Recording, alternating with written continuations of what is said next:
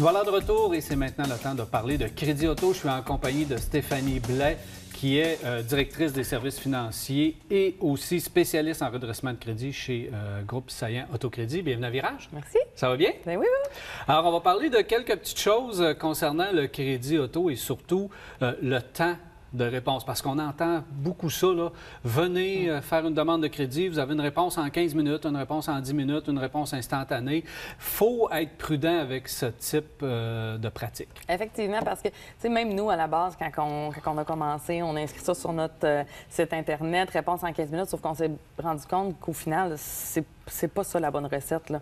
Parce que tu peux avoir une réponse de crédit rapidement, mais ça ne veut pas nécessairement dire que ça va être la meilleure réponse de crédit avec le meilleur taux d'intérêt, là. C'est ça. Donc, si on est patient, on peut travailler pour avoir encore de meilleures choses, parce que ça ne veut pas dire une réponse rapide, c'est une réponse efficace. Exact, c'est en plein ça. Puis c'est comme le même type qu'on parlait l'autre jour, les demandes de crédit par Internet, où il y a beaucoup d'informations qu'on doit remplir, qu'on envoie ça. Souvent, ça leur donne les droits de travailler votre dossier. Mais souvent, les gens, ils l'envoient à plusieurs endroits en espérant avoir une réponse rapide, mais... C'est un peu ça le problème, c'est que pour avoir une réponse rapide, tu l'envoies, tu fais plusieurs demandes, et là, on fait pire que bien. C'est l'erreur. C'est l'erreur, hein? Il faut faire attention à ça. Et une fois qu'on a la réponse, tu me dis, c'est pas la meilleure réponse. Ça, c'est intéressant. Donc, tu peux avoir des réponses avec... Qu'est-ce qui peut varier dans la réponse, le taux d'intérêt? Ah, effectivement. En fait, les institutions financières, il n'y en a pas une qui va analyser la demande de la même façon. Donc, la première réponse qui va arriver dans le système va peut-être être, exemple, à 20 Par contre, l'autre institution financière, la réponse va arriver un petit peu plus tardivement, bien, eux autres, de la façon qu'ils l'ont analysé, ils ont décidé qu'ils donnaient un 15 Donc, si on se serait fié à la première réponse, bien, le client n'aurait pas eu la meilleure des décisions de crédit, là.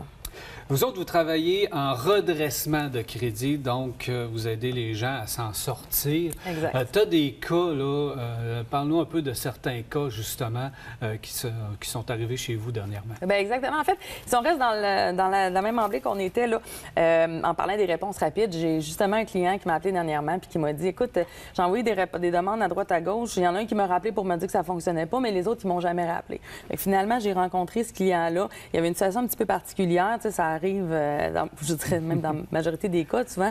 Et on a pris le temps de se rencontrer, de bien évaluer le dossier. Puis finalement, on a réussi à avoir une réponse de crédit positive. Puis le client, il est parti avec un taux d'intérêt, oui, qui était un petit peu plus élevé. Je vous dirais, on était autour de 21, mais quand même, il y avait une réponse positive, là. Ça, c'est bien important parce que elle a travaillé. Et là, il y a des gens à la maison qui vont se dire, ouais, mais c'est quand je vais l'avoir, Stéphanie, pour justement, pas qu'il soit trop tard, essayer de prévenir un peu, c'est quel moment on doit aller te voir?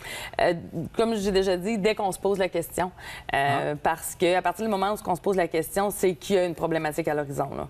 Donc, que ce soit parce qu'on vient tout juste de faire une faillite ou que ça va pas vraiment bien puis qu'on s'enligne peut-être vers ça, bien, dans les deux cas, nous appeler. On va tout regarder ensemble c'est quoi les différentes possibilités. Mais il n'y a pas de bon ou de mauvais moment. Dès qu'on sent que ça fonctionne pas, là, appelez-nous et on va regarder ça ensemble. Bon, redressement de crédit, on va revenir un peu sur quoi vous faites, qu'est-ce que vous faites exactement. Et est-ce que ça implique toujours une automobile dans la transaction? Toujours. Okay. Parce qu'en fait, quand on parle de rétablissement de crédit, la façon la plus rapide de refaire son crédit, c'est avec un crédit majeur. On a la maison et on a l'automobile. Donc, l'automobile est plus accessible. Donc, c'est vraiment la façon de refaire le crédit. Et puis, la première voiture, parce que souvent, on va aller sur une longue haleine, là. La première voiture, parfois, le taux d'intérêt va être un petit peu plus élevé, puis on va se revoir dans 18-24 mois. On va regarder pour une autre voiture, pour la changer, pour aller chercher un taux d'intérêt beaucoup plus bas, là. Oui, mais là, je veux pas rouler avec un bazou, là, ils vont dire, c'est comme dans n'importe quoi, hein? Est-ce que c'est ce que tu vis? Des fois, il faut faire un sacrifice. Des fois, ça sera pas la voiture de rêve. Par contre, ça va vous amener à la voiture de rêve. Exactement, c'est en plein ça. Merci beaucoup, Stéphanie. Merci. Alors, voilà, Stéphanie Blais qui est chez Laurier Mazda, si vous voulez aller la rencontrer et faire peut-être une étude de crédit ou faire redresser votre crédit parce qu'elle est spécialiste là-dedans. On s'arrête à Virage, on va. Cette chronique vous a été présentée par Groupe Saillant Autocrédit, le numéro 1 en rétablissement de crédit automobile, plus de 700 avis Google positifs.